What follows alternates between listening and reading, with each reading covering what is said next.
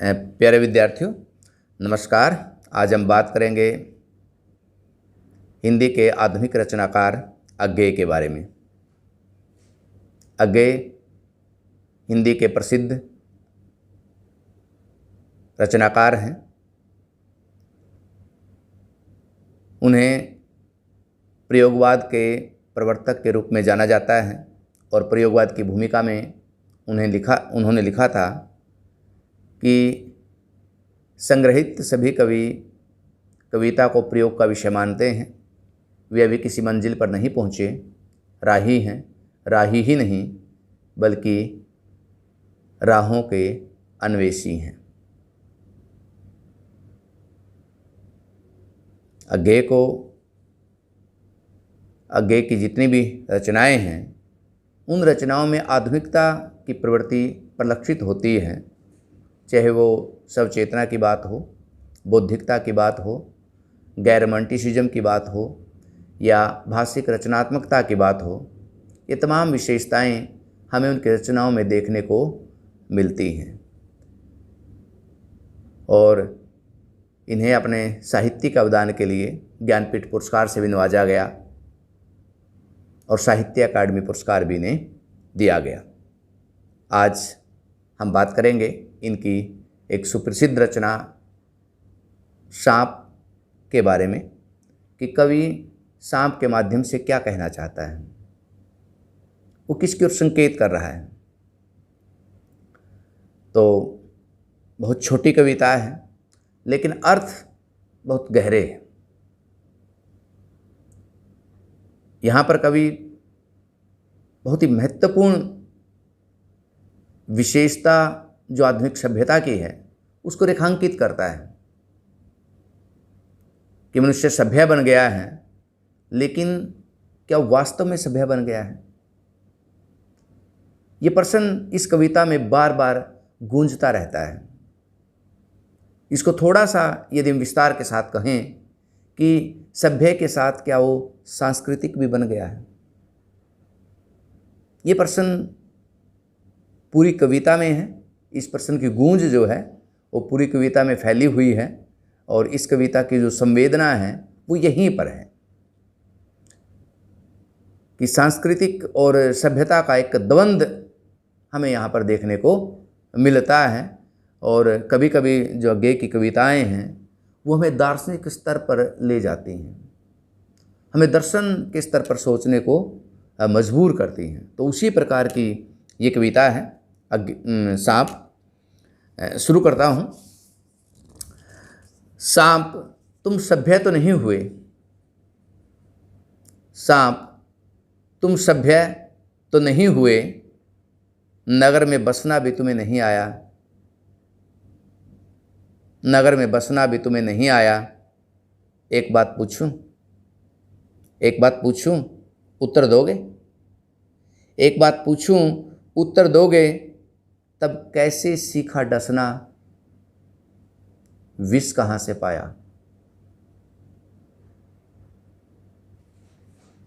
फिर कैसे सीखा डसना, विष कहाँ से पाया? सांप तुम सभ्य तो नहीं हुए।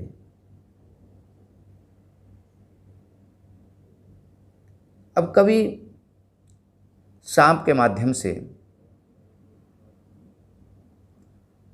महानगरीय संवेदनहीनता पर चिंता प्रकट करता है। एक प्रकार का कटाक्ष और व्यंग्य की शैली में अपनी बात कहता है कि मनुष्य ने विकास के नए नए आयाम छुए हैं, नई नई ऊंचाइयों को छुआ है और अपनी सुविधा के लिए बहुत सारी चीज़ों का निर्माण किया है।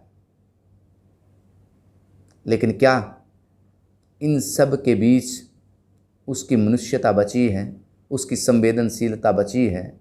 ये प्रश्न इस कविता में है। कवि हमें संकेत करता है कि जिस प्रकार सांप के बारे में मान्यताएं हैं, लोकमिथ हैं कि आप सांप को कितना ही दूध पिला दें, अंततः वो डसता है। इस सांप के बारे में एक नकारात्मक छवि पूरी लोक चेतना में फैली हुई है। तो उसी प्रकार की जो छवि है, कवि ये कह रहा है कि महानगरीय व्यक्ति के बारे में। वो महानगरीय व्यक्ति को सांप कहकर के संबोधित करता है कि तुमने शहर बना लिया है। शहर सभ्यता के प्रतीक हैं, उसमें आधुनिक जीवन शैली है, लेकिन क्या तुम्हें शहर में बसना आया है? बसना एक प्रकार का सामाजिकता का बोध। मनुष्य शहर में तो बस गया है, लेकिन अपने आस पड़ोस से कितना कटा हुआ है? क्या आस पड़ोस के साथ उसके सामाजिक संबंध हैं? वो किस प्रकार से अकेलेपन का शिकार है? और दूसरी बात, यहाँ पे कवि कहता है कि फिर तुमने कैसे सीखा डसना, विष कहाँ से पाया? और वो इस महानगरीय जीवन में अपने स्वार्थों की पूर्ति करने के लिए अपने ही आसपास के लोगों को डसता है, यानी अपने ही आसपास के लोगों को धोखा देता है, अपने ही आसपास के लोगों के साथ विश्वासघात करता है।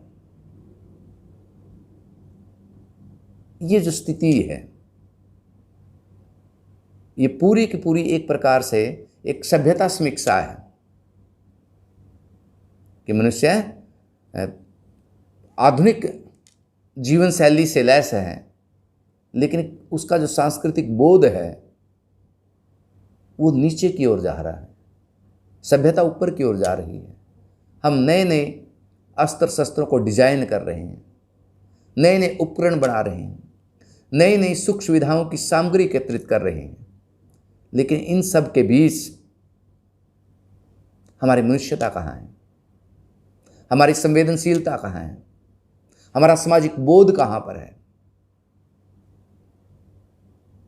हजारी प्रसाद द्विवेदी ने भी एक निबंध में बात उठाई थी कि नाखून क्यों बढ़ते हैं।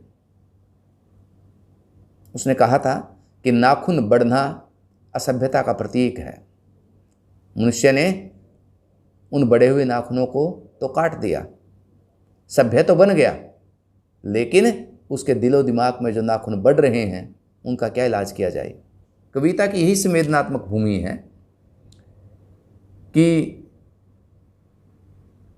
मनुष्य जो निरंतर अपने स्वार्थों की पूर्ति करने के लिए एक दूसरे से आगे निकलने की कोशिश कर रहे हैं, आपाधापी जो मची हुई है, जो प्रतिस्पर्धा मची हुई है,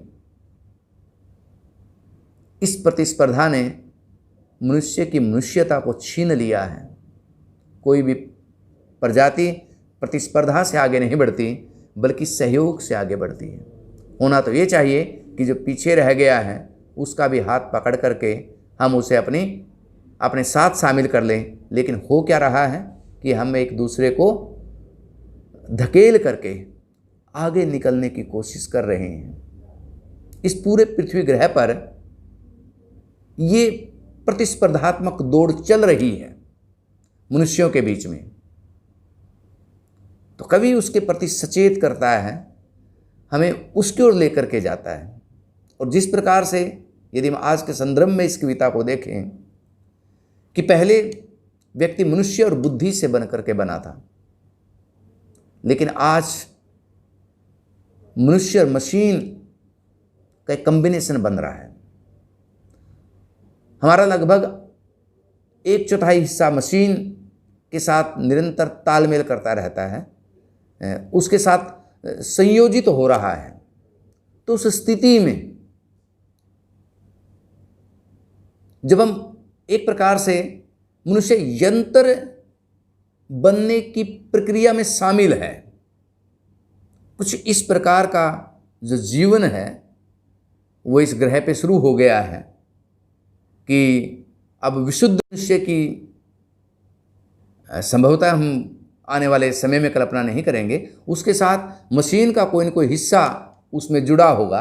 ये तो आधी मशीन आप ये कहिए कि हमारे साथ रहती है, लेकिन हो सकता है आने वाले समय में कोई चिप जो है आपके शरीर में लगी हो, कोई हाथ में लगी हो और उससे बहुत सारी चीज़ें जो आप नियंत्रित करते हों। तो एक ये सुविधा भी है और साथ के साथ यदि आप ये कहें कि ये व्यक्ति जो है एक तकनीकी स्तर पे तमाम चीज़ों को सोच रहा है, भावनात्मक स्तर पे नहीं सोच रहा। यहाँ तकनीक का विरोध नहीं है, लेकिन तकनीक के साथ जिस प्रकार का भावनात्मक विस्तार मनुष्य को होना चाहिए था, समय के साथ साथ वो भावनात्मक विस्तार नहीं हो पाया। और इसी कारण कभी कभी लगता है कि सभ्यता जो निरंतर, जिसको हम ये मान रहे हैं कि विकसित हो रही है, ऐसे लगता है कि जो ये विकास का जो प्रोजेक्ट है वो कहीं ना कहीं एक प्रकार से पैरालिसिस हो गया है, इसको लकवा मार गया है। ये बहुत सारे बुद्धिजीवी और समाजशास्त्री इस बात को लेकर के सहमत हैं कि हम किसी गलत दिशा की ओर बढ़ रहे हैं। तो कवि जो है इस कविता के माध्यम से इस प्रकार के सूत्र इस कविता में मौजूद हैं। इस कविता का जो फलक है वो स्वार्थ से लेकर के और आज की जो दुनिया है इसके साथ आकर के जुड़ता है। तो बहुत छोटी सी कविता है, लेकिन इसके संदर्भ, इसकी संवेदन भूमि बहुत विस्तृत है और कवि ने, हम ये कहें कि बहुत ही कम शब्दों में आधुनिक सभ्यता की जो बुराई है, आधुनिक सभ्यता में जो कमियां हैं, उसको हमारे सामने उद्घाटित किया है। और आधुनिक सभ्यता का जो जवाब है वो बिल्कुल एक देसी परंपरा की आधुनिकता से दिया है। आप ये भी कह सकते हैं कि सांप का जो प्रतीकात्मक अर्थ लोक में प्रचलित है, इस दुनिया में जो प्रचलित है, उस प्रचलित अर्थ के माध्यम से उन्होंने इस नागरिक सभ्यता के ऊपर कटाक्ष किया है। इस नागरिक सभ्यता की जो कमजोरी है, जो संवेदनहीनता है, उसको हमारे सामने उजागर किया है। तो मेरे विद्यार्थियों, ये छोटी सी कविता, लेकिन इस कविता के अर्थ बहुत गहरे हैं। तो व्याख्या से अभिप्राय यही होता है कि शब्दों का अर्थ नहीं, बल्कि उसके गहरे अर्थों तक हमें उसमें पहुंचना होता है। धन्यवाद।